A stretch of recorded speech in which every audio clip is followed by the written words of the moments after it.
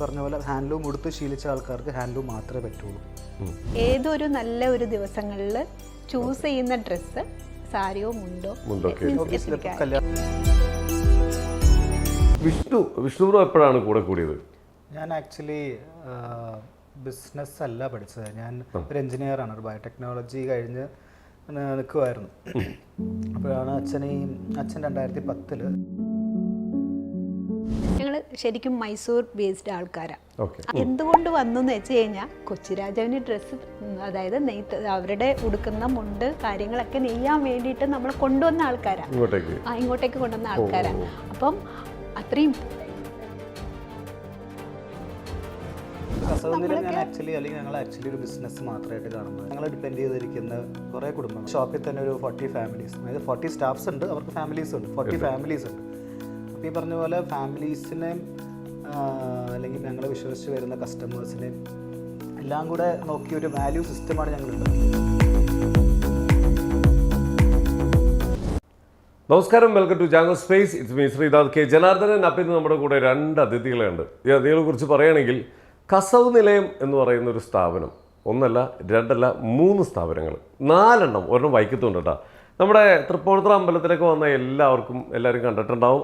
അവിടെ വരുന്നവർ അവിടെ അമ്പലത്തിൽ ദർശനം കഴിഞ്ഞാൽ അവിടെ നിന്നൊരു ഡ്രസ്സ് എടുത്തുകൊണ്ട് പോകണം. അങ്ങനെയാണ് ഇപ്പോൾ നാട്ടുകാരൊക്കെ പറയുന്നത്. കാരണം അത്രയധികം ബന്ധമാണ് നാട്ടുകാരായിട്ട്. ഈ 10-25 വർഷമായിട്ട് ഈ സ്ഥാപനം അവിടെയുണ്ട്. ഈ സ്ഥാപനത്തിൻ്റെ പുറകിൽ ഒരുപാട് വിശേഷങ്ങളുണ്ട്. കാരണം നമ്മുടെ കേരളത്തിൻ്റെ സ്വത്ത് എന്ന് പറയുന്ന കുറച്ച് കാര്യങ്ങളുണ്ട്. അതിലൊന്നാണ് നമ്മുടെ കൈത്തറി വസ്ത്രങ്ങൾ. അതിൻ്റെ ഒരു വലിയ പാരമ്പര്യമുള്ള ഒരു ഫാമിലിയാണ് അതിൻ്റെ പുറകിൽ. അതിൽ 2 പേരാണ് നമ്മളോടൊപ്പം ഉള്ളത്. നമ്മുടെ പ്രമീള മേഡവും നമ്മുടെ വിഷ്ണു ബ്രോയും. നമസ്കാരം. സുഖം? എല്ലാവരും സുഖമായിരിക്കുന്നോ? നമ്മുടെ ഒരു സ്ഥാപനം ഈ അടുത്ത് ഒന്ന് തീപിടിത്തവും പരിപാടികളൊക്കെ ഉണ്ടായിരുന്നു. വളരെ ശക്തിയോടെ നമ്മൾ തിരിച്ച് വന്നിട്ടുമുണ്ട്. എന്തായാലും നന്നായിരിക്കട്ടെ, നല്ലൊരു തുടക്കമാവട്ടെ അവിടെ നിന്ന് അങ്ങോട്ട്. ഇപ്പോൾ 10-25 വർഷമായില്ലേ നമ്മൾ തൃപ്പൂണിത്തുറയിലും ഇപ്പോൾ വൈക്കത്തുമുണ്ട്. ഇതെങ്ങനെയാണ് അവിടെ ആദ്യമായിട്ട് ഈ ഒരു സ്ഥാപനത്തിലേക്ക്, ഒരു സ്ഥാപനമായിട്ട് തുടങ്ങിയത് എങ്ങനെയാണ്? നമ്മളിത് തുടങ്ങിയിട്ടുണ്ടായിരുന്നത് ഇൻസ്റ്റാൾമെന്റ് ബിസിനസ് ആയിട്ടാണ്. അത് കുറച്ച് നാൾ കഴിഞ്ഞപ്പോഴത്തേക്ക് ഇങ്ങനെ പോയതിന് ശരിയാവില്ല, ഒരു പ്രോപ്പറായിട്ടുള്ളൊരു കടയോ അല്ലെങ്കിൽ ഷോപ്പ് എന്നുള്ള രീതിക്ക് വേണം എന്ന് വെച്ചാൽ കുട്ടികളൊക്കെ വലുതായി വരുമ്പോഴത്തേക്ക് ഉത്തരവാദിത്വം കൂടി വരികയാണ്. അപ്പം എന്താ പറയുക, ചെയ്യാനുള്ള ഒരു തൊഴിൽ ഇല്ലെങ്കിൽ അറിയാവുന്ന ഒരു തൊഴിൽ, പാരമ്പര്യമായിട്ടുള്ള ഒരു തൊഴിൽ എന്ന് പറയുന്നത് ഈ നമ്മുടെ കസവ് സാരിയുടെ ബിസിനസ്സാണ്. അപ്പം അതിനൊരു ഷോപ്പായിട്ട് എന്നുള്ള രീതിക്ക് ഒരു കുഞ്ഞു ഷോപ്പായിട്ട് തൃപ്പൂണിത്തുറയിൽ തുടങ്ങിയതാണ്. അവിടെ നിന്നാണ് നമ്മുടെ തുടക്കം. അത് ഏത് ഇയറായിരുന്നു? അത് 2001. 2001. ഓക്കെ, അവിടെ നിന്നാണ് നമ്മൾ തുടങ്ങുന്നത്. അതെ. ഓക്കെ, ഇപ്പോൾ 10-25 വർഷമായി. ഇപ്പോൾ നമുക്ക് 4 സ്ഥാപനങ്ങളായി. വളരെ നല്ല രീതിയിൽ മുമ്പോട്ട് പോവുകയാണ്. അന്ന് തുടങ്ങുമ്പോൾ നമുക്ക് സ്റ്റാഫുകൾ നമ്മൾ തന്നെയാണോ നിന്നിരുന്നതൊക്കെ? ഞങ്ങൾ ഫാമിലിയിൽ ഉള്ള എല്ലാവരും ആയിരുന്നു. ഹസ്ബൻഡ്, അച്ഛനുണ്ടായിരുന്നു, കൂടെ അമ്മയുണ്ടായിരുന്നു. പിന്നെ ഒരു 3 പേരായിട്ടാണ് തുടങ്ങിയത്. ഒരു സ്റ്റാഫിൽ നിന്നാണ് നമ്മൾ സ്റ്റാർട്ട് ചെയ്തത്. കൂടാതെ പുറത്തുനിന്ന് ഒരു സ്റ്റാഫ് ഉണ്ടായിരുന്നു, ഒരാളുണ്ടായിരുന്നു. നമ്മളിങ്ങനെ മുമ്പോട്ട് പോകുമ്പോൾ നമ്മൾ ഓരോ ബ്രാഞ്ചുകൾ പതുക്കെ തുടങ്ങുന്നു. അതായത് നമ്മൾ പോകുന്ന വഴി കറക്റ്റ് ആയതുകൊണ്ടാണ് ആൾക്കാർക്ക് നമ്മളോടുള്ള വിശ്വസ്തത ഏറ്റുവാങ്ങുമ്പോഴാണ് നമ്മൾ അടുത്ത സ്റ്റെപ്പ് വെക്കുന്നത്. ആ യാത്രയിലേക്ക് വിഷ്ണു ബ്രോ എപ്പോഴാണ് കൂടെ കൂടിയത്? ഞാൻ ആക്ച്വലി ബിസിനസ് അല്ല പഠിച്ചത്. ഞാൻ ഒരു എഞ്ചിനീയറാണ്. ഒരു ബയോടെക്നോളജി കഴിഞ്ഞ് നിൽക്കുമായിരുന്നു. അപ്പോഴാണ് അച്ഛൻ 2010 ലിവർ ട്രാൻസ്പ്ലാന്റ് കഴിഞ്ഞ പേഷ്യൻ്റ് ആയിരുന്നു. അമ്മ ഡോണറായിരുന്നു. അതായത് അമ്മയാണോ ലിവർ കൊടുത്തത്? അച്ഛന് ലിവർ ഡോൺ ചെയ്തത്. അപ്പോൾ അച്ഛൻ്റെ ഹെൽത്ത് ആ സമയത്ത് കുറച്ച് ലൈക്ക് ഈ പറഞ്ഞ പോലെ ട്രാൻസ്പ്ലാന്റ് കഴിഞ്ഞൊരു പേഷ്യൻ്റ് ആയതുകൊണ്ട് അതിനനുസരിച്ചുള്ള ബുദ്ധിമുട്ടുകളൊക്കെ ഉണ്ടായിരുന്നു. അപ്പോൾ പണ്ട് തൊട്ടേ എനിക്ക് ഈ കടയിൽ പോയുള്ള പരിചയങ്ങൾ ഉള്ളതുകൊണ്ടും അച്ഛൻ ഇൻസ്റ്റാൾമെന്റ് ചെയ്യുന്ന സമയത്തും ചെറുപ്പത്തിലൊക്കെ എന്നെ കൂടെ കൊണ്ടുപോയിട്ടൊക്കെ ഉണ്ട്. അപ്പം അങ്ങനെ ബിസിനസ്സായിട്ട് അപ്പോഴേ ബന്ധം ഉണ്ടായിരുന്നു. അപ്പോൾ ഞാൻ പഠിത്തം കഴിഞ്ഞ ഉടനെ തന്നെ ബിസിനസ്സിലേക്ക് വന്നു. 2018-19 കാലഘട്ടത്തിൽ തന്നെ ഞാൻ ബിസിനസ്സിലേക്ക് വന്നായിരുന്നു. ഷോപ്പിലേക്ക് വരും, അച്ഛൻ്റെ കൂടെ തന്നെ നിന്ന് കാര്യങ്ങളൊക്കെ പഠിച്ചു പതുക്കെ. ഓക്കെ മാം, ഇതിനിടയിൽ ഒരു കാര്യം മറ്റുള്ളവർക്കും കൂടി ഒരു അറിവിന് വേണ്ടി ചോദിക്കുകയാണ്. മാം, ലിവർ ഇപ്പോൾ കൊടുത്തെന്ന് പറഞ്ഞല്ലോ. നമ്മൾ ലിവർ ഒരാൾക്ക് കൊടുക്കുമ്പോൾ നമുക്ക് എന്തെങ്കിലും അസ്വസ്ഥതകളോ ശാരീരികമായ ബുദ്ധിമുട്ടുകളോ വരുന്നുണ്ടോ? ലിവർ അതിനൊരു ഷേപ്പ് കാര്യങ്ങളൊക്കെ ഉണ്ടല്ലോ. അപ്പം നമ്മൾ 60% ട്രാൻസ്പ്ലാന്റേഷൻ ചെയ്യാനായിട്ട് എടുക്കും. അതായത് ഡോണർക്ക് നമ്മളൊരു 60% കൊടുക്കും, ബാക്കി 40% നമ്മളടുത്ത് ഉണ്ടാവുക. പ്രോപ്പറായിട്ടുള്ള ഡയറ്റും കാര്യങ്ങളും എല്ലാം പ്രോപ്പറായിട്ട് ചെയ്യുവാണെങ്കിൽ ഒരു കുഴപ്പമില്ല. കുഴപ്പമില്ല, നമുക്കൊരു കുഴപ്പമില്ലാണ്ട് ഒരു കുഴപ്പമില്ലാണ്ട് മുന്നോട്ട് പോകും. ഓക്കെ. അപ്പോൾ നമുക്ക് ധൈര്യമായിട്ട് ഇനിയിപ്പോൾ ഒരുപാട് ആളുകൾ ഇങ്ങനെ കൊടുക്കാൻ പേടിയുള്ളവരുണ്ടാവും. അങ്ങനെ കൊടുത്ത് നമുക്ക് ഡയറ്റും കാര്യങ്ങളൊക്കെ എടുത്ത് പോകണമെങ്കിൽ വർക്കൗട്ട് ചെയ്ത് നമുക്കൊരു കുഴപ്പമില്ല. 2010 ചെയ്തതാണ്, ഇപ്പം 16 years ആയി. അതെ അതെ ഹെൽത്തി ആയിട്ട് പോകുന്നു. പ്രോപ്പർ നന്നായിരിക്കട്ടെ, നന്നായിരിക്കട്ടെ. ഇതിന് ഏറ്റവും വലിയ എക്സാമ്പിൾ അല്ലേ. ഓക്കെ. അപ്പോൾ ഇപ്പോൾ ഭയങ്കരമായിട്ട് മാറ്റങ്ങൾ വന്നുകൊണ്ടിരിക്കുക, അതായത് പുതിയത് അപ്ഡേഷൻസ് വന്നുകൊണ്ടിരിക്കുന്ന ഒരു മേഖലയാണ് ഈ ക്ലോത്തിങ് ബിസിനസ് എന്ന് പറഞ്ഞാൽ. ഇപ്പോൾ നമ്മുടെ കയ്യിൽ എന്തൊക്കെ ഐറ്റംസ് ആണ് ഏറ്റവും കൂടുതലായിട്ടുള്ളത് നമ്മൾ ഫോക്കസ് ചെയ്യുന്നത്? മെയിൻലി ഫോക്കസ് ചെയ്യുന്നത് കേരള ട്രഡീഷണൽ വസ്ത്രങ്ങൾ തന്നെയാണ്. അതിനൊപ്പം നമ്മൾ നമ്മുടെ സിൽക്ക് സാരീസ്, വെഡിങ് സാരീസ്, അല്ലാതെ കോട്ടൺ സാരീസ്, കളർ സാരീസ്, പല ഡിസൈനർ സാരീസിന് ഇമ്പോർട്ടൻസ് കൊടുക്കുന്നുണ്ട്. ഈ സാരീസ് ഒക്കെ നമ്മൾ തന്നെ ഡിസൈൻ ചെയ്യുന്നതാണോ? നമ്മൾ ഡിസൈൻ ചെയ്യുന്നുണ്ട്, പുറത്തുനിന്നുള്ള പർച്ചേസും ഉണ്ട്. നമുക്ക് പർച്ചേസ് നമ്മൾ അപ്പോൾ നമ്മുടേതായിട്ടുള്ള വർക്കേഴ്സ് നമ്മുടെ കീഴിലുണ്ടോ, ഡിസൈനേഴ്സ് ഉണ്ടോ? നമുക്ക് വീവിംഗ് സെന്റേഴ്സ് ഉണ്ട്, തറികളുണ്ട്. അതല്ലാണ്ട് നമ്മളായിട്ട് അസോസിയേറ്റ് ചെയ്യുന്ന കുറേ വീവേഴ്സ് ഉണ്ട്. ഈ സൗത്ത് ഇന്ത്യ ഏരിയസിലുള്ള വീവേഴ്സ് ഒക്കെ ആയിട്ട് നമ്മളായിട്ട് അസോസിയേറ്റ് ചെയ്യുന്നുണ്ട്. ഞങ്ങൾ ആക്ച്വലി ഒരു പ്രത്യേക കാസ്റ്റ് പെടുന്ന ആൾക്കാരാണ്. ആക്ച്വലി കന്നഡ ദേവാംഗ ചെട്ടിയാർ എന്ന് പറയും. കന്നഡ സംസാരിക്കുന്ന ആൾക്കാരാണ്, മലയാളികളല്ല. വീട്ടിലെ മദർ ടങ് കന്നഡയാണ്. ഓ അങ്ങനെ. അതായത് ഈ ഒരു എന്താ പറയാ, നെയ്ത്ത് ഇതെല്ലാം ആ ഒരു ഇതിന്റെ കീഴിൽ വരുന്നതാണോ? ഇപ്പൊ നമുക്ക് പല വിഭാഗങ്ങളുണ്ട്, കൊങ്ങണീസ് ഉണ്ട്, പട്ട, ഇങ്ങനെ പല പല അയ്യന്മാർ, ഇങ്ങനെയൊക്കെ പറയുന്ന പോലെ തന്നെ ഒരു വിഭാഗമാണ് നെയ്ത്തിന്. ഓ, അപ്പോൾ ഞാൻ ചോദിക്കട്ടെ, അപ്പൊ ചെറുപ്പം മുതലേ കണ്ടു വളർന്നേക്കുന്ന നെയ്ത്തും കാര്യങ്ങളൊക്കെയാണോ മേഡം? അതെ, നമ്മുടെ വീട്ടിൽ, അതായത് അപ്പൂപ്പനും അമ്മൂമ്മയൊക്കെ രാവിലെ എണിട്ട് കഴിഞ്ഞാൽ അവരൊക്കെ രാവിലെ എഴുന്നേക്കും, 4-4:30 ആകുമ്പോൾ എഴുന്നേക്കും. എന്നിട്ട് ഈ തറികളിലെ നൂല് വന്നിട്ട് ഇങ്ങനെ കുഞ്ഞു കുഞ്ഞു നള്ളി എന്ന് പറയും, ആ സാധനത്തിലേക്ക് ഇങ്ങനെ നള്ളി, നൂല് നമ്മൾ തറിയിലിട്ടിട്ട് നെയ്തെടുക്കണമെങ്കിൽ ഒരു ചെറിയൊരു റീല് പോലത്തെ സംഭവത്തിലാക്കണം. അതിനാണ് ഈ നല്ലി എന്ന് പറയുന്നത്. ഓക്കെ, അത് രാവിലെ, അത് അമ്മൂമ്മയുടെ ലേഡീസിന്റെ ജോലിയാണ്. അത് ആ വീട്ടിലെ ലേഡീസിന്റെ ജോലിയാണ് അത് അങ്ങനെ ചുറ്റി കൊടുക്കാന്നുള്ളത്. ഫാമിലി ബിസിനസ് ആണ്. ലേഡീസിനെല്ലാം ആ ജോലിയും, പിന്നെ തറയിൽ ഏറിയിരുന്ന് നെയ്തെടുക്കുന്നത് ആണുങ്ങളുമാണ്. അങ്ങനെയാണ് ശരിക്കും. ഇതെല്ലാം കൈവച്ചാണ് നമ്മൾ ചെയ്യുന്നത്, ഈ തറി വലിക്കുന്നു ഇതെല്ലാം.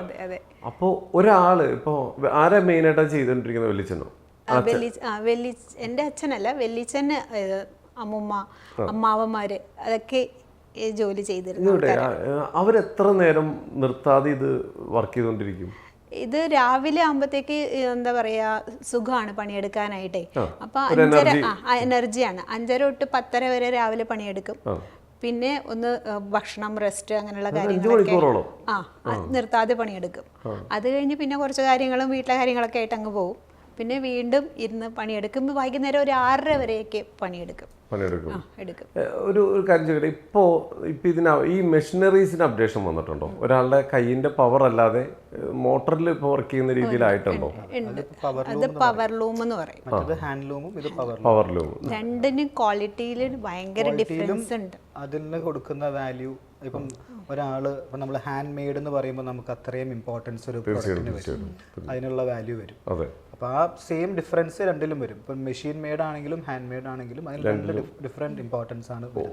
ഒന്നിപ്പോ ഈ പറയുന്നത് ഊതിക്കാച്ചെടുത്ത പൊന്നെന്ന് പറയുന്ന പോലെ രാവിലെ വെളുപ്പിന് എഴുന്നേറ്റ് ഒരാൾ നെയ്ത് കഷ്ടപ്പെട്ട് ഉണ്ടാക്കുന്നതിന് അതിൻ്റെതായിട്ടുള്ള ഒരു വലിയ വാല്യൂ തന്നെയുണ്ട്. മെഷീൻ എന്ന് പറയുമ്പോൾ അത് നമുക്കറിയാം, അത് സ്വിച്ച് ഇട്ട് കഴിഞ്ഞാൽ ഇതുപോലെ ആയി വരും. അതും ഇതുപോലെ എല്ലാം സെറ്റ് ചെയ്ത് വെച്ചിട്ട് ഈ പ്രോസസ്സ് എല്ലാം അങ്ങനെ തന്നെയാണ്. പക്ഷേ അതിന് വർക്ക് ചെയ്യാനായിട്ട് എന്താ പറയുക, ഒരാൾ മാനുവലി ഇരുന്ന് ചെയ്യണ്ട. ഒരു സ്വിച്ച് ഇട്ട് കഴിഞ്ഞാൽ റെഡിയാണ്, സാധനം റെഡിയാണ്. പിന്നെ പെട്ടെന്ന് കുറേ എന്താ പറയുക, ഇത് ക്വാണ്ടിറ്റി കൂടുതലായിട്ട് ഉണ്ടാക്കാൻ പറ്റും മെഷീനിലാകുമ്പോൾ. തറിയിലാകുമ്പോഴത്തേക്ക് ഒരു ദിവസം കൊണ്ട് ഒരു സാരി നെയ്തെടുത്താൽ അവൻ മിടുക്കനാണെന്നാണ്. ഇപ്പൊ മുത്തച്ഛനൊക്കെ നെയ്യുമ്പോൾ അല്ലെങ്കിൽ ഒരു സാരി നെയ്തെടുക്കാൻ എത്ര കൈ കൊണ്ട് നമ്മൾ ചെയ്യുമ്പോൾ എത്ര? നമ്മൾ സാരി എന്ന് പറയുമ്പോഴത്തേക്കും പല ഡിസൈനിലാണ് വരണം. ഓക്കെ, ഒരു സിമ്പിളായിട്ടുള്ള ഒന്നുമില്ലാതെ ഒരു പ്ലെയിൻ ഒരു കസവ് സാരിയൊക്കെ ആണെങ്കിൽ ഒരു ദിവസം കൊണ്ട് ഒരു സാരി നെയ്തെടുക്കാൻ പറ്റും. ഇതിൽ പല്ലൂല് ജക്കാർഡ് വർക്കൊക്കെ വന്നിട്ട് സൈഡ് ബോർഡറിലൊക്കെ ജക്കാർഡ് വർക്കൊക്കെ വരുവാണെങ്കിൽ അത് ഓരോന്നും ആ ഡിസൈൻ വരുമ്പോഴത്തേക്കും പെട്ടെന്ന് വീവ് ചെയ്തെടുക്കാൻ പറ്റില്ല. ഡിസൈനിനനുസരിച്ചിട്ട് കളറിനനുസരിച്ചിട്ട് ഈ സാധനം നമ്മൾ കൈ കൊണ്ട് എടുത്ത് വെച്ച് അങ്ങനെ ചെയ്യണം. അപ്പോൾ ഒരു നല്ലൊരു ഡിസൈൻ സാരിയൊക്കെ ചെയ്യണമെങ്കിൽ ചിലപ്പോൾ 8 ദിവസമൊക്കെ വേണ്ടി വരും, നല്ല ഹെവി വർക്കാണെങ്കിൽ. വെറുതെ അല്ലല്ലോ ഇതിനൊക്കെ ഇത്ര എമൗണ്ടും പറയുന്നത്, കാരണം അത്രയും ദിവസത്തെ കഷ്ടപ്പാടല്ലേ. ഒരു കാര്യം ചോട്ടെ, ഈ നൂലിന്റെ കളറുകളില്ലേ, ഇതൊക്കെ എങ്ങനെയാണ്? ഡൈയിങ് ആണ്. ഡൈയിങ് ആണ്. എല്ലാം ഒരു ഓഫ് വൈറ്റ് അല്ലെങ്കിൽ വൈറ്റിൽ വരുന്നതാണ്. ഇത് നമ്മൾ ഡൈ ചെയ്തെടുക്കും. ഇപ്പൊ അതിൽ മിക്സ് ചെയ്യുന്ന കളറില്ലേ, നാച്ചുറൽ കളേഴ്സ് മിക്സ് ചെയ്യാം, ഈ പറഞ്ഞ പോലെ ആർട്ടിഫിഷ്യൽ കളേഴ്സ് മിക്സ് ചെയ്ത് വരുന്നത്. ഇപ്പൊ അന്ന് പഴയ കാലത്തൊക്കെ ആകുമ്പോൾ നാച്ചുറൽ കളേഴ്സ് ആണ് നമ്മൾ യൂസ് ചെയ്യുന്നത്, ഇപ്പോഴാണ് ഈ ആർട്ടിഫിഷ്യൽ കളർ. ഡൈയിങ് ഈ പ്രോസസ്സ് ഞാൻ കണ്ടിട്ടുണ്ട്. അതിന് നല്ലോണം വെള്ളം ഒക്കെ ചിലവുള്ള കാര്യമാണ്. ടാങ്ക് പോലത്തെ സംഭവത്തിലാണ് കളർ മുക്കിയിട്ട് അത് വാഷ് ചെയ്ത് ആ ഡൈ ചെയ്ത കളറ് മാക്സിമം കളഞ്ഞിട്ടാണ് അത് നൂല് മീൻസ് ഈ പറയുന്ന നല്ലിലേക്ക് ചുറ്റിട്ടെടുത്തിട്ട് ചെയ്യുന്നത്. വീട്ടിലെല്ലാരും ഭയങ്കര ബിസി ആയിരിക്കും. നല്ല ബിസിയാ, നല്ല പണിയാണ്. എല്ലാവർക്കും പണിയുണ്ടാവും, കുഞ്ഞുങ്ങൾക്ക് പോലും പണിയുണ്ടാവും. അതുണ്ടാവൂലേ, വല്ലവർക്കും പോണവർക്കൊക്കെ പണി കൊടുക്കും.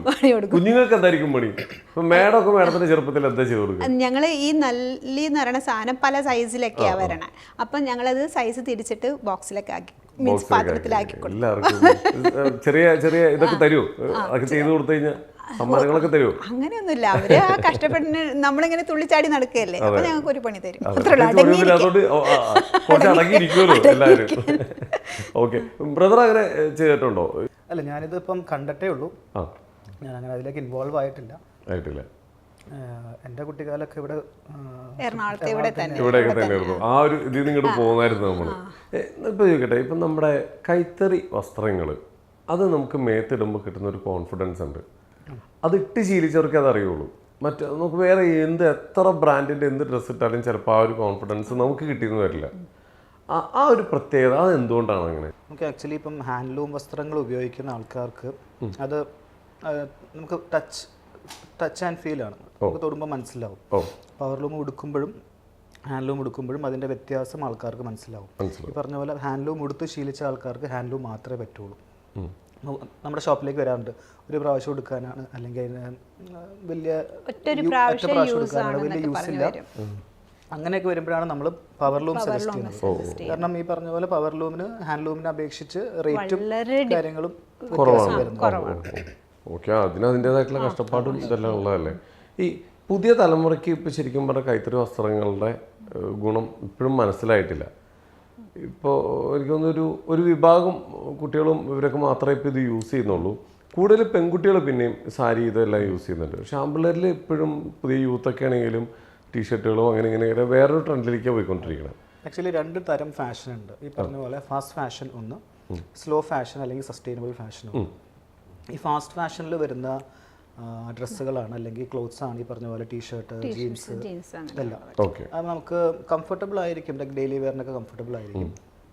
പക്ഷേ ഈ പറഞ്ഞ പോലെ സസ്റ്റൈനബിൾ അല്ലെങ്കിൽ സ്ലോ ഫാഷൻ എന്നുള്ളത് പണ്ട് തൊട്ടേ നമ്മൾ കണ്ടേക്കുന്ന ഒരു സ്റ്റൈലായിരിക്കാം, വലിയ വ്യത്യാസങ്ങളൊന്നും വരില്ല. പക്ഷെ അത് ഇഷ്ടപ്പെടുന്ന ആൾക്കാരുണ്ട്, ആ ഫാബ്രിക്കിന് വേണ്ടി അല്ലെങ്കിൽ ആ ക്വാളിറ്റിക്ക് വേണ്ടി, പിന്നെ ട്രഡീഷണൽ ഇത് വേണ്ടിയിട്ട് വാല്യൂസിന് വേണ്ടി ഉപയോഗിക്കുന്ന ആൾക്കാരുണ്ട്.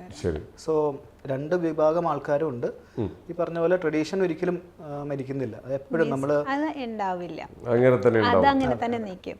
അത് ഡെയിലി മുണ്ട് ഉടുക്കുന്നവരെ ഇല്ലെങ്കിൽ സാരി ഉടുക്കുന്നവരെ കാണുന്നത് കുറവായിരിക്കാം. പക്ഷേ ഏതൊരു നല്ല ഒരു ദിവസങ്ങളിൽ ചൂസ് ചെയ്യുന്ന ഡ്രസ്സ് സാരിയോ മുണ്ടോ, കല്യാണമായാലും ഓണമായാലും വിഷു ആയാലും എല്ലാ സ്പെഷ്യൽ ഒക്കേഷനിലും നമ്മൾ നമ്മുടെ ട്രഡീഷൻ കാണിക്കാനാണ് നമ്മൾ ആഗ്രഹിക്കുന്നത് കൂടുതലും. തീർച്ചയായിട്ടും ആ ഒരു ഇപ്പം കല്യാണത്തിന് നമ്മൾ ജീൻസ് ഇട്ട് പോവുക അല്ലെങ്കിൽ പറഞ്ഞ പോലെ ടീഷർട്ട് ഇട്ട് പോവുക എന്നുള്ളത് സാധ്യമല്ല. അത് ഒരു വാല്യൂ ബേസ്ഡ് ആണല്ലോ അതൊക്കെ. അതെ, നമുക്ക് തന്നെ ഒരു വ്യത്യസ്തത തോന്നുന്നത് ഇങ്ങനെ എന്തെങ്കിലും ഡ്രസ്സ് ഇടുമ്പോഴാണ്. ശരി, അതുപോലെ കോൺഫിഡൻസ് ലെവലും കൂടുമ്പോൾ മുണ്ടെടുത്ത് ഒരു കുർത്തയൊക്കെ ഇട്ട് നിൽക്കുമ്പോഴത്തേക്കും കുറച്ചും കൂടെ കോൺഫിഡൻസ് അതെ നമുക്ക് തന്നെ ഒരു പ്രൗഡി കൂടും. തീർച്ചയായിട്ടും സാരി ഉടുക്കുമ്പോഴത്തേക്കാണെങ്കിൽ പെൺകുട്ടികൾക്ക് അതിൻ്റെ ഒരു ഭംഗി വേറെയാണ്. അന്നത്തെ ദിവസം അത് ഞാൻ കണ്ടിട്ടുണ്ട്, എൻ്റെ മരുമകളൊക്കെ അവൾക്ക് സാരി ഉടുക്കാൻ ഭയങ്കര ഇഷ്ടമാണ്. അത് രാവിലെ ഉടുത്തൊരുങ്ങി ഇരുന്ന് കഴിഞ്ഞാൽ രാത്രി കിടക്കണ വരെ അത് മാറാൻ അവൾ റെഡിയല്ല. മീൻസ് അത് മീൻസ് അതുപോലെ ഇഷ്ടപ്പെടുന്ന ആൾക്കാരുണ്ട്. ഉണ്ട്. ഇപ്പം നമുക്ക് ഇപ്പോൾ നമ്മൾ വർഷങ്ങളായിട്ടുള്ള സ്ഥാപനമാണ്, നമ്മൾ കറക്റ്റായിട്ടാണ് എല്ലാം ചെയ്യുന്നത്. പക്ഷെ ഒരു സൈഡിൽ ഈ ഓൺലൈനിലൊക്കെ ഇതിൻ്റെ എല്ലാം ഡ്യൂപ്ലിക്കേറ്റ് ഇറങ്ങുന്നൊരു കാലഘട്ടം കൂടിയാണ്. ഒരുപാട് ഓൺലൈൻ തട്ടിപ്പുകൾ നടക്കുന്നുണ്ട്. ഒരുപാട് ആൾക്കാർക്ക് കൈത്തറി എന്താണെന്ന് പോലും അറിയാത്ത ആൾക്കാർക്ക് ഇതാണ് കൈത്തറി എന്ന് വിചാരിച്ച് നിസ്സാര പൈസയ്ക്ക് മേടിച്ചിട്ടുകൊണ്ട് പോകുന്ന ആൾക്കാരൊക്കെ ഉണ്ട്. ഇതിൻ്റെ കോപ്പികൾ ഇറങ്ങുന്നുണ്ട്. ഇതെങ്ങനെയാണ് തിരിച്ചറിയുക? കൈത്തറി വസ്ത്രങ്ങളിൽ നമ്മൾ ആക്ച്വലി അത് എടുത്ത് നോക്കുകയാണെങ്കിൽ അതിൻ്റെ എൻഡിൽ ഈ തറിയിൽ പിടിപ്പിച്ചേക്കുന്ന ഒരു ഹോൾസ് ഉണ്ടാവും. അതായത് ഇത് വന്നിട്ട് തറി കണ്ടിട്ടുണ്ടോ? അത് എന്താ പറയാ, നൂല് നമ്മൾ സ്ട്രെയിറ്റ് ആയിട്ട് നിൽക്കാൻ വേണ്ടിയിട്ട് എന്താ പറയാ, അതിന് ഒരു ഇത് കൊടുക്കും, ഒരു സപ്പോർട്ട് കൊടുക്കും. അത് സൈഡില് മുള്ള് പോലെ, അതായത് ആണി പോലുള്ള സംഭവം ഉണ്ടാകും. ഈ തുണിയുടെ എൻഡ് 2 പോർഷനും ഇതിൽ കുത്തി വെച്ചിട്ടാണ് ഇത് സ്റ്റഡി ആയിട്ട് അവിടെ നിർത്തുക. അത് ഹാൻഡ്ലൂമിൽ മാത്രമേ എങ്ങനെ ഉള്ളൂ. ആ ഹോൾസ് നമുക്ക് ഹാൻഡ്ലൂമിൽ മാത്രമേ മനസ്സിലാവും. അത് നമ്മൾ ആ ഫാബ്രിക് എടുത്ത് നോക്കുമ്പോഴത്തേക്ക് നമ്മളത് ഇപ്പം നമ്മുടെ ഷോപ്പിൽ വരുന്ന ആൾക്കാർക്കാണെങ്കിൽ ഇത് പവർലൂമാണ്, ഇത് ഹാൻഡ്ലൂം ആണെന്ന് നമ്മൾ എക്സ്പ്ലെയിൻ ചെയ്ത് കൊടുക്കുന്നത് ആ ഹോൾസും പിന്നെ അതിൽ ഉപയോഗിച്ചിരിക്കുന്ന ഫാബ്രിക് തൊടുമ്പോഴും നമുക്ക് മനസ്സിലാവും. ഓ, ഭയങ്കര സോഫ്റ്റ് ആയിരിക്കും ഹാൻഡ്ലൂം ഫാബ്രിക്സ്, ഹാൻഡ്ലൂമിൻ്റെ അല്ലേ. പിന്നെ കാലാകാലം ഉപയോഗിക്കുകയും ചെയ്യാം. അത് ഞാൻ ചോദിക്കാവുന്നതാ, ഇതെങ്ങനെയാണ് നമ്മൾ സൂക്ഷിക്കേണ്ടത്? ഇപ്പോൾ കോട്ടൺ ആണ് നമ്മുടെ കേരള ട്രഡീഷണൽ വെയർ എന്ന് പറയുമ്പോഴത്തേക്കും കോട്ടൺ ത്രെഡ്സാണ് ഉപയോഗിക്കണേ. അതിൽ വാഷ് ചെയ്യുമ്പോഴത്തേക്കും നോർമൽ ഹാൻഡ് വാഷ് ചെയ്യുക, അതുപോലെ തന്നെ നല്ല ഇതായിട്ട് നിൽക്കാൻ വേണ്ടിയിട്ട് സ്റ്റാർച്ച് ഉപയോഗിക്കുക. അയൺ ചെയ്ത് സ്റ്റാർച്ച് ഒക്കെ ഉപയോഗിച്ച് കഴിയുമ്പോഴത്തേക്ക് തന്നെ അത് നല്ല രീതിയിൽ എത്തി നിൽക്കും. ഇപ്പം നമ്മൾ അടുത്ത അപ്ഡേഷൻ ഇതിൽ എന്തായിരിക്കും വരിക? ഇപ്പം കൈത്തറി മേഖലയിലൊക്കെ ഇനി വരാൻ പോകുന്ന ഇപ്പം പവർലൂം വന്നു. കൈത്തറി മേഖല ആക്ച്വലി ഇപ്പം ഈ പറഞ്ഞ പോലെ നെയ്ത്തുകാർ കുറഞ്ഞുകൊണ്ടിരിക്കുകയാണ്. പുതിയ ജനറേഷൻ, അതായത് ഇപ്പം എൻ്റെ ജനറേഷനിലുള്ള ആൾക്കാരൊന്നും നെയ്യാനായിട്ടോ അല്ലെങ്കിൽ നെയ്ത്തുകാരനായിട്ട് വരുന്നില്ല. ഇപ്പോഴും നെയ്തുകൊണ്ടിരിക്കുന്നത് പ്രായമുള്ള ആൾക്കാരാണ്. അത് മെയിൻ ഇപ്പം ഞങ്ങൾ ഫേസ് ചെയ്യുന്ന ഒരു ബുദ്ധിമുട്ടും അത് തന്നെയാണ്, നെയ്ത്തുകാരെ കിട്ടുന്നില്ല. അപ്പോൾ കൂടുതൽ ആൾക്കാർ ഈ മേഖലയിലേക്ക് വരണം എന്നാണ് നമ്മുടെ ആഗ്രഹം. കാരണം ഇത് നമ്മുടെ വീവേഴ്സിനെ സപ്പോർട്ട് ചെയ്യുന്ന ഒരു ബ്രാൻഡാണ്. കസവ് നിലയം എന്നുള്ളത് വീവേഴ്സിനെയും വീവിംഗ് കമ്മ്യൂണിറ്റീനെയും സപ്പോർട്ട് ചെയ്യുന്നതും അതിനെ അപ്ബ്രിങ് ചെയ്യാൻ ഉദ്ദേശിക്കുന്ന ഒരു ബ്രാൻഡാണ്. അപ്പോൾ ഈ വീവിംഗ് കമ്മ്യൂണിറ്റീനെ സപ്പോർട്ട് ചെയ്യുക, അതാണ് നമ്മുടെ ആക്ച്വൽ എയിം. നമ്മൾ ഫേസ് ചെയ്യുന്ന ഒരു ബുദ്ധിമുട്ടും അത് തന്നെയാണ്, പ്രോപ്പർ വീവേഴ്സിനെ കിട്ടുന്നില്ല എന്നുള്ളതാണ്. ഇനിയിപ്പോൾ അതിൽ വരാൻ പോകുന്ന ചേഞ്ചസ് എന്താണെന്നുള്ളത് ആക്ച്വലി ഇത് നേരത്തെ പറഞ്ഞ പോലെ സ്ലോ ഫാഷൻ ആയതുകൊണ്ട് തന്നെ കൂടുതൽ വ്യത്യാസങ്ങൾ അതിൽ വരുന്നില്ല. നമ്മൾ പണ്ട് കണ്ടിരുന്ന ഡിസൈൻസ് തന്നെയാണ് ഇപ്പോഴും നമ്മൾ ചെയ്യുന്നത്. സ്വർണത്തിന്റെ വില കൂടുന്നതനുസരിച്ച് കസവിന്റെ വില കൂടുന്നുള്ള വ്യത്യാസം വരുന്നുണ്ട്, അല്ലാണ്ട് കൂടുതലായിട്ട് അതിലെ വ്യത്യാസങ്ങൾ ഇതാക്കുന്നില്ല. ശരിക്കും പറഞ്ഞാൽ ഇപ്പോൾ ഇതിനെയൊക്കെ സംരക്ഷിക്കേണ്ടത് നമ്മുടെ എല്ലാവരുടെയും ഉത്തരവാദിത്വം. കാരണം കേരളത്തിന്റെ ഒരു തനതായ ഫാഷൻ എന്ന് പറയുന്നത് വലിയൊരു സംഭവമാണ്. അത് അതിന് വലിയ വലിയ ഇൻസ്റ്റിറ്റ്യൂട്ട് ഒക്കെ ഉണ്ട്. ഓക്കെ, പക്ഷേ ഈ തുണിന്ന് ഉണ്ടാക്കിയില്ലെങ്കിൽ എവിടെ നിന്നാണ് ഫാഷൻ ഉണ്ടാവുക?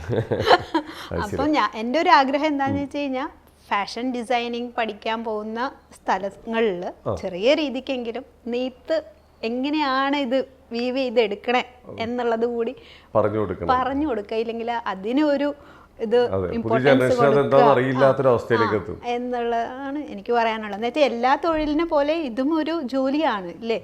അപ്പൊ എന്താ ഡോക്ടറും എഞ്ചിനീയറും പിന്നെ അങ്ങനെയുള്ള പോലൊക്കെ തന്നെയാണ് ഇതും ഒരു തൊഴിലാണ്. അപ്പൊ അതിന് വില കുറച്ച് കാണാതെ ചെറുപ്പക്കാര് അതും കൂടി ഒന്ന് എന്താ പറയാ പഠിച്ച മുന്നോട്ട് താല്പര്യമുള്ളവരുണ്ടെങ്കിൽ മുമ്പോട്ടും വരട്ടെ.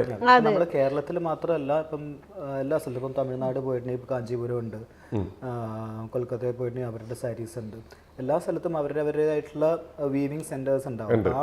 അവിടെയൊക്കെ ഈ പറഞ്ഞ പോലെ യങ്സ്റ്റേഴ്സിനെ അല്ലെങ്കിൽ യങ് ജനറേഷനെ അത് പഠിപ്പിച്ച് അതിൻ്റെ ഇമ്പോർട്ടൻസ് മനസ്സിലാക്കി ചുമ്മാ ഒരു ജോലി എന്ന് മാത്രം കാണാണ്ട് അതൊരു വാല്യൂ ബേസ്ഡ് സിസ്റ്റമായി അവർ കണക്കാക്കുക തന്നെ വേണം. തീർച്ചയായിട്ടും. എന്നാലേ നമുക്കിത് അപ്ബ്രിങ് ചെയ്യാൻ പറ്റുള്ളൂ. അതെ അതെ. ഒരു കാര്യം പറയട്ടെ, ഞാൻ പറഞ്ഞില്ലേ ഞങ്ങൾ കന്നഡ സംസാരിക്കണവരാണെന്ന്. ഞങ്ങൾ ശരിക്കും മൈസൂർ ബേസ്ഡ് ആൾക്കാരാണ്. അവിടുന്ന് ഇവിടെ കേരളത്തിലേക്ക് വന്ന ആൾക്കാരാണ്. എന്തുകൊണ്ട് വന്നു എന്ന് വെച്ച് കഴിഞ്ഞാൽ കൊച്ചിരാജാവിന് ഡ്രസ്സ്, അതായത് അവരുടെ ഉടുക്കുന്ന മുണ്ട് കാര്യങ്ങളൊക്കെ നെയ്യാൻ വേണ്ടിയിട്ട് നമ്മൾ കൊണ്ടുവന്ന ആൾക്കാരാണ്, ഇങ്ങോട്ടേക്ക് കൊണ്ടുവന്ന ആൾക്കാരാണ്. അപ്പം അത്രയും ഇമ്പോർട്ടൻ്റ് ഉണ്ട് അതിന്. അപ്പം അതിനെ കാത്തു സൂക്ഷിക്കേണ്ടതെല്ലാം നമ്മുടെ ഉത്തരവാദിത്വമാണ്. അതെ അതെ, ഇല്ലാതെയായി പോകരുത് ഒരു കാലത്ത്. അതേപോലെ തന്നെ ഇപ്പോൾ കുറച്ച് ഇപ്പം നമ്മൾ ഇതിൻ്റെ ഡ്യൂപ്ലിക്കേറ്റ് ഇറങ്ങുന്നതിൻ്റെ കാര്യങ്ങളൊക്കെ പറഞ്ഞു. അതേപോലെ തന്നെ ഇതെല്ലാം മാറ്റി വെച്ച് ഇതെല്ലാം ഓൺലൈനിലാണ്.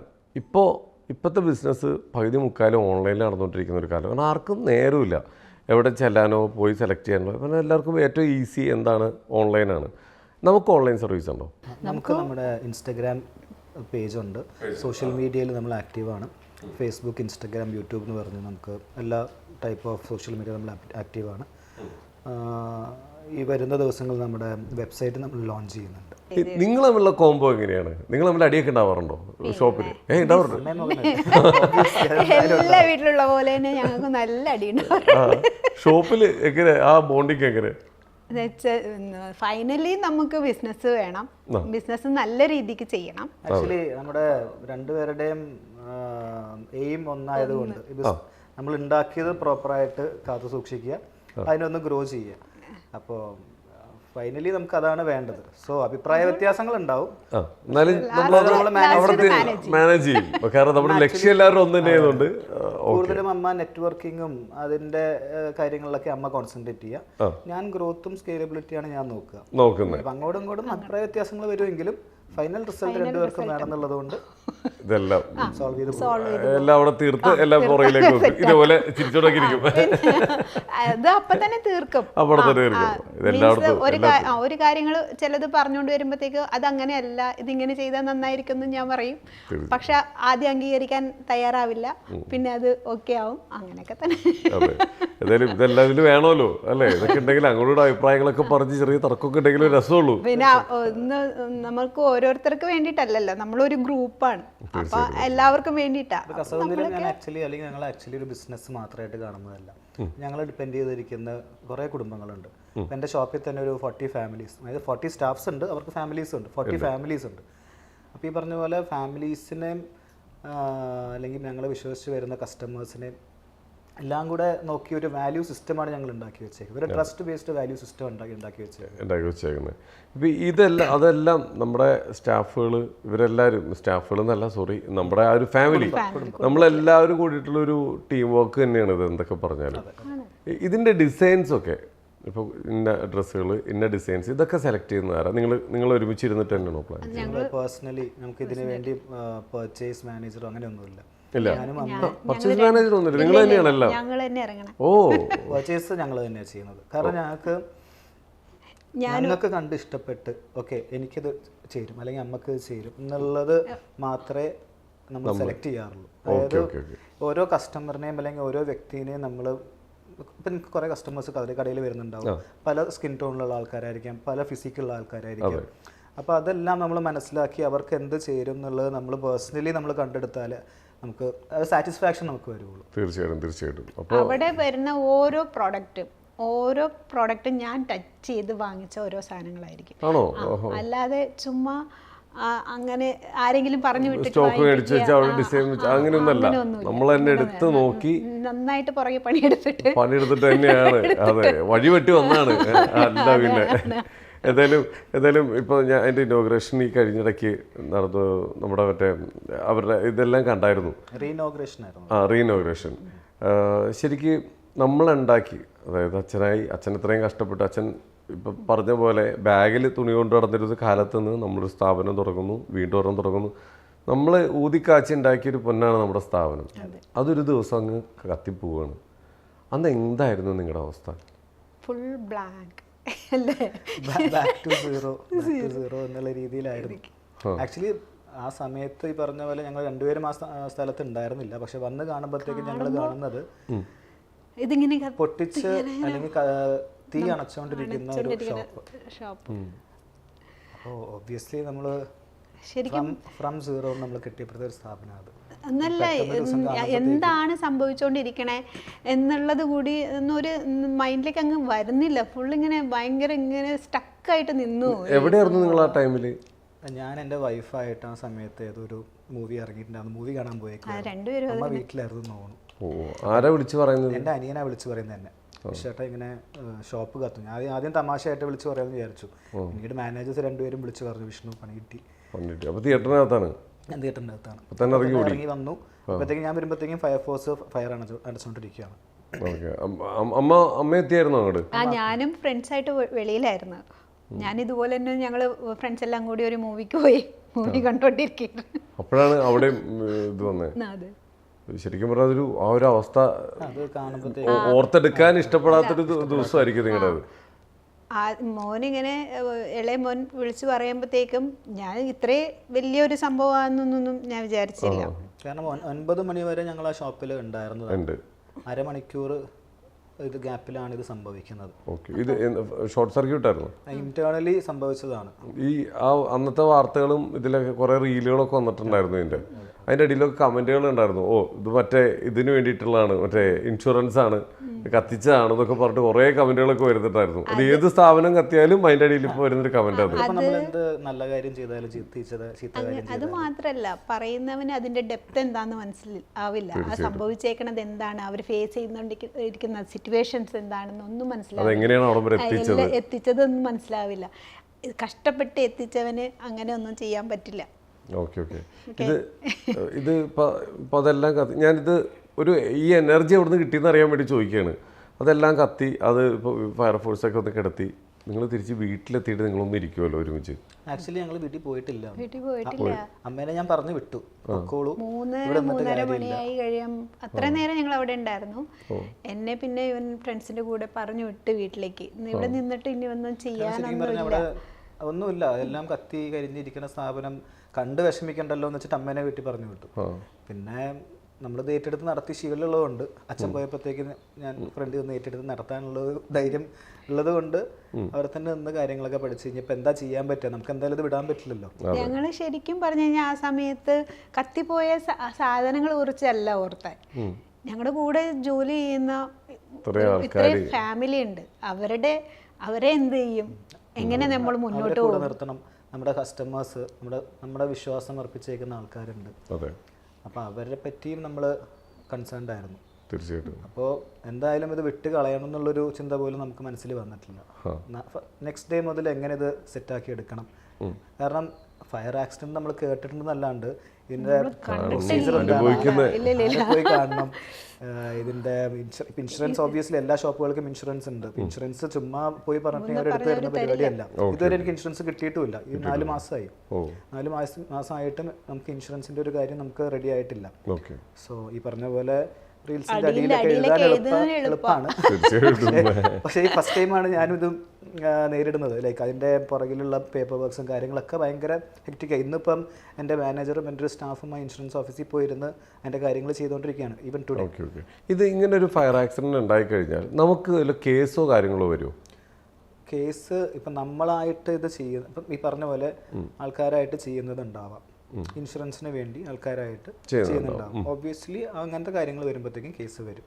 പിന്നെ ഇതിപ്പം നമ്മൾ അറിഞ്ഞുകൊണ്ട് ചെയ്ത കാര്യമല്ല. ഇത് ഇലക്ട്രിക്കൽ ഷോക്ക് സർക്യൂട്ടോ അങ്ങനത്തെ ആ മേഖലയായിട്ട് ബന്ധപ്പെട്ട് വന്നേക്കുന്ന കാര്യമായതുകൊണ്ട് FIR ഉണ്ട്. ഫസ്റ്റ് ഇൻവെസ്റ്റിഗേഷൻ റിപ്പോർട്ട് എന്തായാലും പോലീസുകാർ വരും. പ്ലസ് ഫയർ റിപ്പോർട്ട് നമ്മൾ കൊടുക്കണം. പിന്നെ ഇലക്ട്രിക്കൽ ഇൻസ്പെക്ടറേറ്റിൻ്റെ ഒരു റിപ്പോർട്ട് വരുന്നുണ്ട്. അങ്ങനെ പല റിപ്പോർട്ട്സ് വരുന്നുണ്ട്. പിന്നെ ഈ പറഞ്ഞ പോലെ നമ്മുടെ ഷോപ്പ് ഇൻവെസ്റ്റിഗേറ്റ് ചെയ്യാനായിട്ട് ഫോറൻസിക്കിൻ്റെ ടീം വരും. പിന്നെ ഈ സർവേ ടീം വരും. അതായത് ഈ ഇൻഷുറൻസ് ഏത് കമ്പനി ഇൻഷുറൻസ് കൊടുത്തേക്കുന്നത് അവരൊരു സർവേ നടത്തും. എന്തൊക്കെ നാശനഷ്ടങ്ങൾ വന്നിട്ടുണ്ട്, അതിൻ്റെ വാല്യൂ എത്രയാണ്, നമ്മൾ എൻ്റർ ചെയ്തേക്കുന്നത് അല്ലെങ്കിൽ നമ്മുടെ സിസ്റ്റത്തിലുള്ള വാല്യൂ, പർച്ചേസ് ചെയ്തേക്കുന്ന വാല്യൂ എല്ലാം ഇൻ ഡെപ്ത് അവർ പഠിക്കും. കാരണം ചെറിയ എമൗണ്ട് അല്ല, വലിയ സ്റ്റോറാണ്, വലിയ എമൗണ്ട് ആണ്, ഇൻഷുറൻസ് എമൗണ്ട് വലുതാണ്. അപ്പോൾ നമ്മൾ ഇൻഷുറൻസ് എടുത്തിട്ടുണ്ടെന്നും പറഞ്ഞാൽ ആ ഫുൾ എമൗണ്ട് നമുക്ക് തരില്ല. അതെല്ലാം ഇൻ ഡെപ്ത് ആയിട്ട് പഠിച്ചിട്ടേ അവർ കാര്യങ്ങൾ ചെയ്യുള്ളൂ. സോ അതിനുള്ള ഡിലേ അവർ വരും. അത്രയും ചെക്ക് ചെയ്തിട്ടാണ് അവർ ചെയ്യുന്നതെല്ലാം. ഓക്കെ. എന്നിട്ട് അവിടുന്ന് നമുക്കിപ്പോൾ എത്ര നാളുകൊണ്ട് നമ്മൾ തിരിച്ചു വന്നേ? നവംബർ 21-നാണ് ഇത് സംഭവിക്കുന്നത്. ഓക്കെ. മാർച്ച് 23 മിനിഞ്ഞാന്ന് ഞങ്ങൾ ഓപ്പൺ ചെയ്തു. 4 മാസത്തോളം എടുത്തു. Okay okay. ആ തിരിച്ചു വരാനുള്ള ആ ഒരു എനർജി നിങ്ങൾ തന്നെ അങ്ങ് ഉണ്ടാക്കി. ഞങ്ങള് പണിയെടുത്ത് മുന്നോട്ട് വന്നതുകൊണ്ടേ പണിയെടുക്കാനൊന്നും ബുദ്ധിമുട്ടൊന്നുമില്ല. എനിക്കൊരു അനിയനും കൂടെ ഉണ്ട്. അനിയനുണ്ട്. ഞങ്ങൾ 3 പേരാണ്. പിന്നെ എൻ്റെ വൈഫ്. ആക്ച്വലി ഞങ്ങൾക്ക് ഞങ്ങളുടെ സപ്പോർട്ട് മാത്രമല്ലാണ്ട് ഞങ്ങളുടെ നാട്ടുകാരുടെ സപ്പോർട്ടും ഫാമിലിയുടെ സപ്പോർട്ടും എല്ലാം ഉള്ളത് കൊണ്ടും ഞങ്ങളുടെ സ്റ്റാഫ്സിൻ്റെ സപ്പോർട്ടും എല്ലാം ഉള്ളത് കൊണ്ടും ഞങ്ങൾ ഒരു സ്റ്റാഫിനെയും ഈ 4 മാസത്തിൽ പറഞ്ഞു വിട്ടിട്ടില്ല. എല്ലാവർക്കും അവരുടേതായിട്ടുള്ള ശമ്പളങ്ങളും കൊടുത്തു. എല്ലാവരും നമ്മുടെ കൂടെ തന്നെ വർക്ക് ചെയ്ത്, കാരണം അവരെ കാണുമ്പോഴത്തേക്കും നമുക്കൊരു ഊർജ്ജമാണ്. അവർക്ക് വേണ്ടിയിട്ടെങ്കിലും തിരിച്ചു വരണം. പിന്നെ ഉറപ്പായിട്ടും അപ്പം അത് ആ എനർജിയൊക്കെ നമുക്ക് നമ്മുടെ സറൗണ്ടിങ്സ് തന്നെ കിട്ടും. ഒരു സിറ്റുവേഷൻ നമ്മളെ സപ്പോർട്ട് ചെയ്യാൻ പറയാൻ പറ്റില്ല. അവരൊക്കെ നമ്മുടെ കൂടെ നിന്ന് പണിയെടുത്ത് അവര് ഈ 4 മാസം നന്നായിട്ട് തന്നെ നമ്മുടെ കൂടെ നിന്നിട്ടുണ്ട്. അത് കാണുമ്പോഴത്തേക്കും ഒബ്വിയസ്ലി നമുക്ക് ഒരുമിച്ച് ചെയ്യുന്ന കാര്യമാണ്. അതെ അതെ. നമ്മൾ എന്തിനാ പിന്നെ തളർന്ന് ഇത്രയും പേര് നമ്മുടെ കൂടെ ഉണ്ടെങ്കിൽ അതിങ്ങോട്ട് പോവുക തന്നെ. ആൾക്കാർക്ക് സപ്പോർട്ടാണ് കിട്ടാത്തത്. സപ്പോർട്ട് ചെയ്യാൻ കൂടെ നിൽക്കുന്ന ഇത്ര ആൾക്കാരാണ് നമുക്കുള്ളത്. ഓക്കെ. ഇപ്പോൾ ഇത്രയും ഇനിയിപ്പോൾ ഫ്യൂച്ചറിലേക്ക് എന്തൊക്കെ പരിപാടികളാണ് ഇനി നമ്മൾ പ്ലാൻ ചെയ്യണം? ആക്ച്വലി കസവ് നിലയം എന്ന് പറയുന്നത് എനിക്ക് ഗ്ലോബലി റെക്കഗ്നൈസ് ചെയ്യുന്ന ഒരു ബ്രാൻഡ് ആക്കാം. അതായത് കേരളം മാത്രമല്ല, ഇന്ത്യ മാത്രമല്ല, ഗ്ലോബലി നമ്മുടെ കേരള ട്രഡീഷൻ അല്ലെങ്കിൽ നമ്മുടെ ഇന്ത്യൻ ട്രഡീഷനെ മനസ്സിലാക്കുന്ന ഒരു വിശ്വസനീയമായ ഒരു സ്ഥാപനം ബിൽഡ് ചെയ്തെടുക്കണം. ഓ അടിപൊളി. അത് കലക്കി. മൊത്തത്തിൽ എല്ലാവരിലേക്കും എത്തിക്കാൻ വേണ്ടി നമ്മുടെ ഇതിന്റെ എന്താണ് ഇതെന്ന് കാണിച്ചു കൊടുക്കാൻ സ്പെഷ്യലായിട്ട് ഒരു സാധനമല്ലേ നമ്മുടെ ട്രഡീഷണൽ കേരള ട്രഡീഷണലിൽ പെടുന്ന ഒരു സാധനമാണ് നമ്മൾ ചെയ്യുന്ന ബിസിനസ് ചെയ്യുന്നത്. അപ്പോൾ അതിനെ ഏറ്റവും നന്നായിട്ട് എന്താ എല്ലാവരും അറിയുക, അവരിലേക്ക് എത്തിക്കുക എന്നുള്ളത് തന്നെയാണ് നമ്മുടെ ഒരു ഫാമിലി കസവ് നിലയത്തിലേക്ക് അല്ലെങ്കിൽ കസവ് നിലയത്തിനെ വിശ്വസിച്ച് അവരുടെ ഒരു സ്പെഷ്യൽ ഡേക്ക്, ഒരു കല്യാണം ആവട്ടെ അല്ലെങ്കിൽ ഓണം ആവട്ടെ വിഷു ആവട്ടെ, വിശ്വസിച്ച് നമ്മുടെ സ്ഥാപനത്തിലേക്ക് വരുമ്പോഴത്തേക്കും അവർക്ക് കൊടുക്കുന്ന ഒരു കോൺഫിഡൻസ് അല്ലെങ്കിൽ ഓക്കെ ഞങ്ങൾ വന്നിരിക്കുന്ന സ്ഥലം കറക്റ്റാണ് എന്നുള്ളൊരു ഫീൽ ഞങ്ങൾക്ക് ഞങ്ങളുടെ ബ്രാൻഡ് കൊടുക്കാൻ പറ്റണം. ഓക്കെ. ഇപ്പോൾ അവിടെ വരുന്നവർ, ഇപ്പോൾ ഞാൻ പറയട്ടെ, ഇപ്പോൾ നമുക്കൊരു ഒന്നിൽ കൂടുതൽ ഒരേപോലത്തെ ഡിസൈൻ ഒന്നിൽ കൂടുതൽ വേണമെങ്കിൽ നമ്മുടെ കയ്യിൽ സ്റ്റോക്ക് ഇല്ലെങ്കിൽ എത്ര നാളുകൊണ്ട് കൊടുക്കാൻ പറ്റും? ഡിപ്പെൻസ്. നമുക്കത് എത്ര എണ്ണമാണ് വേണ്ടതെന്നുള്ളതാണ്. നമുക്ക് 1-2 പീസൊക്കെ ആണെങ്കിൽ നമുക്ക് ഒരു 10 എണ്ണം ആണെങ്കിലും റെഡിലി സ്റ്റോക്ക് അവൈലബിൾ ആണെങ്കിൽ നമുക്ക് കൊടുക്കാൻ പറ്റും. 1-2 ദിവസം നമുക്ക് ചെയ്ത് കൊടുക്കാൻ പറ്റും. ഓക്കെ. അതുപോലെ ഇപ്പോൾ വിദേശത്തേക്ക് ഇപ്പോൾ നമ്മൾ പറഞ്ഞല്ലോ നമുക്ക് ഓൺലൈൻ ബിസിനസ് ഉണ്ടെന്ന്. അത് വിദേശത്തേക്കൊക്കെ ഇപ്പോൾ നമ്മൾ കൊടുത്തയക്കുന്നുണ്ടോ? വിദേശത്ത് കൊടുക്കണം. നമുക്ക് ഈ പറഞ്ഞ പോലെ അറബ് കൺട്രീസിലൊക്കെ കുറേ മലയാളീസ് ഉണ്ടല്ലോ, അപ്പം അവർക്കൊക്കെ നമ്മൾ അയച്ചു കൊടുക്കുന്നുണ്ട്. ഓൺലൈൻ ബിസിനസ്സാണ്. Okay okay. ഇനി ഇൻ കേസ് ഇതിപ്പോൾ അവർക്കും കൂടി അറിയാൻ വേണ്ടിയിട്ടാണ് എടുക്കുന്ന, ഇപ്പോൾ ദൂരെയുള്ള ആൾക്കാരൊക്കെ നമ്മൾ എടുക്കുമ്പോൾ എങ്ങാനും നമ്മൾ ഉദ്ദേശിച്ച കളറല്ല നമുക്കത് മാച്ച് ആവുന്നില്ല എന്നുണ്ടെങ്കിൽ ആഫ്റ്റർ സർവീസ് നമുക്ക് കൊടുക്കാൻ പറ്റുമോ? നമ്മൾ അവർ പർച്ചേസ് ചെയ്യുമ്പോൾ തന്നെ ഈ പറഞ്ഞ പോലെ വീഡിയോ കോളിലൂടെയാണ് അവർ പർച്ചേസ് ചെയ്യുന്നത്. അപ്പോൾ ഈ പറഞ്ഞ ക്യാമറ ക്വാളിറ്റിയിലൊക്കെ വരുമ്പോഴത്തേക്കും കളേഴ്സിൽ ഡിഫറൻസ് വരാം. ഇപ്പം നമ്മൾ വിദേശത്തുള്ള കസ്റ്റമേഴ്സ് ആണെങ്കിൽ ഇത് അവിടെ എത്താനായിട്ടൊരു മിനിമം 10 to 15 ഡേയ്സ് എടുക്കും. അവർക്ക് അത് ഇഷ്ടപ്പെട്ടില്ലെങ്കിൽ തിരിച്ചയക്കാനും 10 to 15 ഡേയ്സ്. അപ്പോൾ 1 മന്ത്. അപ്പോൾ നമ്മൾ നമ്മുടെ ഈ റൂൾസ് ആൻഡ് റെഗുലേഷൻസിൽ തന്നെ നമ്മൾ പറഞ്ഞിട്ടുണ്ട് 7 to 30 ഡേയ്സിനകത്ത് നമുക്ക് റിട്ടേൺ പോളിസീസ് ഉണ്ട്. എക്സ്ചേഞ്ച് പോളിസീസ് നമുക്ക് റിട്ടേൺ അല്ല, എക്സ്ചേഞ്ച് പോളിസീസ് ആണ്. നമ്മൾ ഡാമേജ്ഡ് ഐറ്റം ആണെങ്കിൽ നമുക്ക് റിട്ടേൺ ചെയ്യാം. Okay okay. അങ്ങനെ ഒരു ഓപ്ഷൻ നമുക്ക് ഉണ്ട്. ഓക്കെ. ഇപ്പോൾ നമ്മുടെ സ്ഥാപനങ്ങൾ ഇപ്പോൾ റീഓപ്പൺ ചെയ്തിട്ടുണ്ട്. ഇപ്പോൾ നമ്മുടെ വിഷു ഒക്കെ വരികയാണ്. ഇപ്പോൾ പെരുന്നാൾ കഴിഞ്ഞു. ഒരുപാട് നമുക്കൊരു റിലേജൻ നോക്കിയിട്ടല്ല ഇപ്പോൾ ആൾക്കാർ കസവും ഇതെല്ലാം എടുക്കുന്നത്. ഇപ്പോൾ എല്ലാവരും ഉപയോഗിക്കുന്നുണ്ട് സാരി. കാരണം നമുക്ക് തന്നെ അഭിമാനമാണ്. ഇപ്പോൾ കാഞ്ചീപുരം പട്ട് എന്നൊക്കെ പറയുന്ന പോലെ തന്നെ നമ്മുടെ കൈത്തറി നമ്മുടെ കസവൊക്കെ ഇട്ടുകൊണ്ട് പോകുമ്പോൾ നമുക്കൊരു അഭിമാനമാണ്. അപ്പോൾ എല്ലാവരും വന്നിട്ട് ഇപ്പോൾ സെലക്ട് ചെയ്യുക, എടുത്തുകൊണ്ട് പോകുക, ഇതൊക്കെ ചെയ്യുന്നുണ്ട്. ഇപ്പോൾ അടുത്തടുത്ത ഉത്സവങ്ങൾ വരികയാണ്. എന്തായാലും നമുക്ക് അവിടെ വന്നു കഴിഞ്ഞാൽ ഇപ്പോൾ എത്ര ദൂരത്തുനിന്ന് വന്നാലും നമ്മുടെ സ്ഥാപനത്തിൽ എത്തിക്കഴിഞ്ഞാൽ അവർ ഹാപ്പി ആയിട്ട് പോകുന്ന രീതിയിലുള്ള സ്റ്റോക്ക് എപ്പോഴും അവൈലബിൾ അല്ലേ? നമുക്ക് എപ്പോഴും നമ്മുടെ സ്ഥാപനം ആക്ച്വലി ഓവർ സ്റ്റോക്ക്ഡ് ആണ്. നമുക്ക് അത്യാവശ്യം നല്ല സ്റ്റോക്ക് ഉണ്ട്. ഈ പറഞ്ഞ പോലെ ബൾക്കായിട്ട് എടുക്കാൻ വരുന്ന ആൾക്കാർക്കാണെങ്കിലും ഇപ്പോൾ കല്യാണം കല്യാണം മാത്രമല്ല, ഇപ്പൊ ഈ ഉത്സവങ്ങൾക്ക് യൂണിഫോം ആയിട്ടുള്ള ഒത്തിരി പീസുകൾ 40, 100 അങ്ങനെയൊക്കെ പീസുകൾ. ഓക്കെ ഓക്കെ ഓക്കെ എൻ്റെ ഓപ്ഷൻ ഉണ്ട്. പിന്നെ നമുക്ക് ഓൺ ഡിസൈൻസ്, അവർക്ക് വേണ്ട ഡിസൈൻസ് പറ്റുന്ന രീതിയിൽ നമ്മൾ ചെയ്തു കൊടുക്കുന്നുണ്ട്. കാരണം ഇപ്പോൾ എല്ലായിടത്തും ഒരു യൂണിഫോമിറ്റി ഉണ്ട്. ഇപ്പോൾ കല്യാണങ്ങളായിക്കോട്ടെ, ഉത്സവങ്ങളായിക്കോട്ടെ, എല്ലാവരും ഡ്രസ്സുകൾ ഇങ്ങനെ ഒരുപാട്. അപ്പോൾ ഇത് എവിടെ ചെന്നാലാണ് മാക്സിമം എല്ലാവരും ദൂരെ നിന്നൊക്കെ ബസ് പിടിച്ചിട്ട് എറണാകുളം മാർക്കറ്റുകളിലും അങ്ങനെ പോയിക്കൊണ്ടിരിക്കുന്നത്. അപ്പോൾ ഇത്ര അടുത്ത് നമ്മുടെ സ്ഥാപനം ഇവിടെ ഉള്ളപ്പോൾ അവിടെ ചെന്ന് കഴിഞ്ഞാൽ നമുക്ക് എല്ലാം കിട്ടും. നല്ലൊരു കല്യാണത്തിന് വന്നു കഴിഞ്ഞാൽ കല്യാണത്തിനുള്ള എല്ലാ ഐറ്റംസും നമുക്ക് അവിടെ ഉണ്ട്. ഒന്നിനും പുറത്ത് പോകേണ്ട ആവശ്യമില്ല, നമ്മൾ കൂടെ തന്നെയുണ്ട്. ഇപ്പം ഇവിടെയും ഫ്രണ്ടിലും സൈഡിലും ഒക്കെ നമ്മൾ തന്നെയുണ്ട് അല്ലേ. അപ്പോൾ അത്രയൊരു ഗുണമുണ്ട്. ഓക്കെ, എന്തായാലും ഇപ്പം ഇത്രയും നമ്മൾ എത്തിയിരിക്കുകയാണ്. ആൾക്കാരുടെ വിശ്വസ്തതയാണ് ഏറ്റവും കൂടുതൽ. നമുക്ക് പരസ്യങ്ങൾ എന്ന് പറഞ്ഞു കഴിഞ്ഞാൽ ഏറ്റവും കൂടുതൽ ആൾക്കാർക്ക് മൗത്ത് പബ്ലിസിറ്റിയാണ് നമ്മുടെ സ്ഥാപനത്തിനെ കുറിച്ച് കിട്ടിയേക്കുന്നത്. നമുക്ക് വന്നേക്കുന്ന കമൻറ്റുകളൊക്കെ എടുത്ത് നോക്കിക്കഴിഞ്ഞ് കഴിഞ്ഞാൽ ഇവരെ ഒന്ന് നിങ്ങൾ ഇൻ്റർവ്യൂ ചെയ്യണം, ഈ സ്ഥാപനത്തെ ഒന്ന് ആൾക്കാരുടെ മുമ്പിലേക്ക് ഒന്ന് പരിചയപ്പെടുത്തി കൊടുക്കണം എന്നൊക്കെ പറയുന്നത് ഈ അയക്കുന്ന ആൾക്കാർ നിങ്ങളായിട്ട് അത്ര ബന്ധമുള്ളവരാണ്. അതായത് അവിടെ വന്ന് ഒരു ഫാമിലി പോലെ അയക്കുന്നവരാണ്. അങ്ങനത്തെയൊക്കെ കുറേ ആൾക്കാരില്ലേ ഇപ്പോൾ തലമുറകളായിട്ട് തന്നെ വർഷങ്ങളായിട്ട് നമുക്ക് അച്ഛനായിട്ട് ഉണ്ടാക്കിയെടുത്തേക്കുന്ന നമ്മൾ തൃപ്പൂണിത്തുറയാണ്. തൃപ്പൂണിത്തുറ എന്ന് പറയുമ്പോഴത്തേക്ക് അറിയാലോ, തൃപ്പൂണിത്തുറ എന്ന് പറയുന്നത് ഒരു എന്താ പറയുക റോയൽ ഫാമിലി ആണ്. അപ്പം ഇപ്പോഴും നമുക്ക് അവിടെയുള്ള കസ്റ്റമർ എന്ന് വെച്ചാൽ പഴയ കസ്റ്റമർ ഇപ്പോഴും മെയിൻറ്റെയിൻ ചെയ്തു പോകുന്ന ആൾക്കാർ. അച്ഛൻ്റെ സമയത്ത് അച്ഛൻ കൊടുത്തുകൊണ്ടിരുന്ന കസ്റ്റമേഴ്സ് ഉണ്ട്. അപ്പം അവരുടെ മക്കളുടെ മക്കൾ വരെ ഇപ്പം നമ്മുടെ ഷോപ്പിലേക്ക് വരുന്നുണ്ട്. ഓക്കെ, ആ ഒരു ബന്ധം നമ്മളായിട്ടുണ്ട്. ഇപ്പോൾ ചില സ്ഥാപനത്തിലെ ആൾക്കാരൊക്കെ ഇതേപോലെ വളരെ റയറായിട്ടാണ് നമ്മുടെ മുമ്പിൽ ഇതേപോലെ വരിക. അപ്പോൾ അവർ പറയും കല്യാണം വരെ ഞങ്ങൾ വിളിക്കും, ഞങ്ങൾ വിളിച്ചിട്ടാണ് അവിടുത്തെ ഫങ്ഷൻസ് ഒക്കെ നടത്തുക. അതെ, അത്രയും ബന്ധം. അപ്പോൾ അതേപോലത്തെ വീണ്ടും കണ്ടിരിക്കുന്നു അതുപോലെ. അപ്പം അത്രയും ജനങ്ങളായിട്ടൊരു ബന്ധമുണ്ട്. ജനങ്ങളുടെ പൾസ് അറിയാം. എല്ലാവർക്കും നമ്മുടെ സ്വന്തം സ്ഥാപനം എന്ന് പറഞ്ഞ പോലെ വരാൻ പറ്റുന്ന ഒരു സ്ഥാപനമാണെന്നാണ് എല്ലാവരും പറയപ്പെടുന്നത്. ഞങ്ങൾക്ക് ശരിക്കും പറഞ്ഞു കഴിഞ്ഞാൽ രാത്രി 8:30ക്കാണ് നമ്മുടെ ക്ലോസിങ്. നേരത്തെ മുതൽ വന്നുകൊണ്ടിരിക്കുന്ന ആൾക്കാർ ഈവനിങ് ഒരു 7 o'clock ഷോപ്പിൽ കയറി കഴിഞ്ഞാൽ പർച്ചേസ് ഒക്കെ നേരത്തെ കഴിയും, വേണ്ട സാധനമൊക്കെ. പക്ഷെ നമ്മളിരുന്ന് അങ്ങനെ കഥകൾ പറയാതെ വീട്ടുകാരിരുന്ന് സംസാരിക്കും. അങ്ങനെ ഉള്ള കസ്റ്റമേഴ്സ് ഇഷ്ടം പോലെ ഉണ്ട്. പിന്നെ സ്റ്റാഫുകളാണെങ്കിലും ഒരുപാട് പണ്ട് മുതലേ ഉള്ള കുറെ സ്റ്റാഫുകൾ ഇപ്പോഴും നമ്മുടെ കൂടെ തന്നെ നിൽക്കുന്നുണ്ടല്ലോ. ഉണ്ട്, എല്ലാവരും ഉണ്ട്.